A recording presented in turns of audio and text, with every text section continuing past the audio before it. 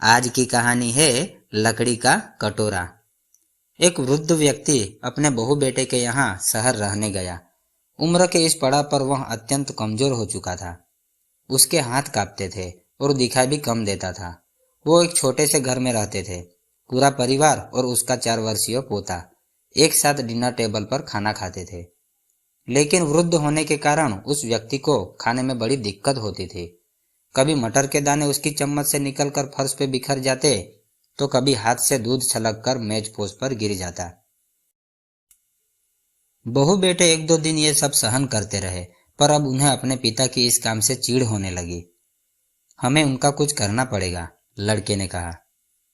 बहू ने भी हाँ में हाँ मिलाई और बोली, आखिर कब तक हम उनकी वजह से अपने खाने का मजा किरकिरा करते रहेंगे, और हम इस तरह चीजों का नुकसान होते हुए भी नहीं देख सकते।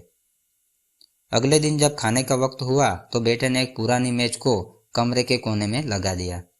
अब बूढ़े पिता को वहीं अकेले बैठकर अपना भोजन करना था। यहाँ तक कि उनके खाने के बर्तनों की जगह एक लकड़ी का कटोरा दे दिया गया था, ताकि अब और बर्तन ना टूट फूट सके। बाकी लोग पहले की तरह ही आराम से बैठकर खाते, और जब कभी कभार उस बुजुर्ग की तरफ देखते तो उनकी आंखों से आंसू दिखाई देते। यह देखकर भी बहू बेटे का मन नहीं पिघलता। वो उनकी छोटी सी छोटी गलती पर ढेरों बातें सुना देते। वहां बैठा बालक भी यह सब बड़े ध्यान से देखता रहता और अपने में मस्त रहता।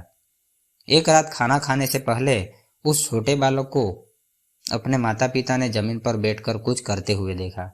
तुम क्या बना रहे हो? पिता ने पूछा। बच्चे ने मासूमियत के साथ उत्तर दिया, अरे मैं तो आप लोगों के लिए एक लकड़ी का कटोरा बना रहा हूँ, ताकि जब मैं बड़ा हो जाऊं तो आप लोग इसमें खा सके। और वह पुनः अपने काम में लग गया। पर इस बात का उसके माता पिता पर बहुत गहरा असर हुआ। उनके मुंह से एक शब्द भी नहीं निकला और आंखों से आंसू बहने लगे। वो दोनों बिना बोले ही समझ चुके थे अब उन्हें क्या करना है। उस रात वो अपने बूढ़े पिता को वापस डिनर टेबल पर ले आए और फिर कभी उनके साथ अभद्र व्यवहार नहीं किया। कहानी से शिक्षा। अक्सर अपने बच्चों को नैतिक शिक्षा देने की बात करते हैं, पर हम ये भूल जाते हैं कि असल शिक्षा शब्दों में नहीं, हमारे कर्मों में छुपी होती है। अगर हम बच्चों को बस ये उपदेश देते रहे कि बड़ों का आदर करो, सबका सम्मान करो और खुद उसके उलट व्यवहार करे, तो बच्चा भी ऐसा ही करना सीखता है। इसलिए कभी भी अपने पेरेंट्स के साथ ऐसा व्यवहार ना करें कि कल को आपकी संतान भी आपके लिए लकड़ी का कटोरा तैयार करने लगे। सदैव प्रसन्न रहिए, जो प्राप्त है पर्याप्त है। कहानी सुनने के लिए धन्यवाद।